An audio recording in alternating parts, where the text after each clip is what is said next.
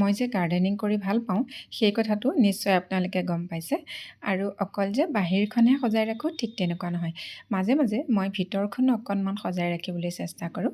এয়া দেখিছেনে, আমাৰ ড্ৰয়িং ৰুমৰ কৰ্ণাৰটোত এনেকৈ মই ফুলি থকা ফুল কেইজোপামান সজাই ৰাখিছোঁ।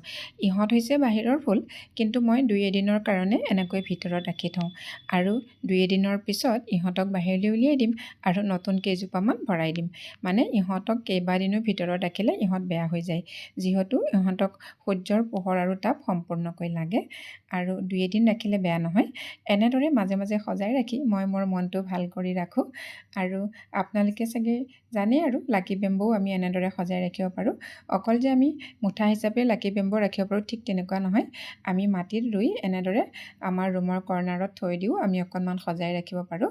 এইজোপা মোৰ বহুতেই ওখ হৈছে আৰু এইপিনে অন্য এজোপা ৰাখিছোঁ।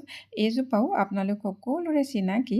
এইজোপা হৈছে এয়া এৰিকা পাম, আপোনালোকৰ বহুতেই মোমাই তামোল বুলিও কয়। আৰু এনেদৰে মই আমাৰ ড্ৰয়িং ৰুমটো অকণমান সজাই ৰাখোঁ মাজে মাজে। ঠিকে আছে, ভিডিঅ'টি ইমানেই আছিল। ভিডিঅ'টি চাই কেনে পালে জনাব। ধন্যবাদ।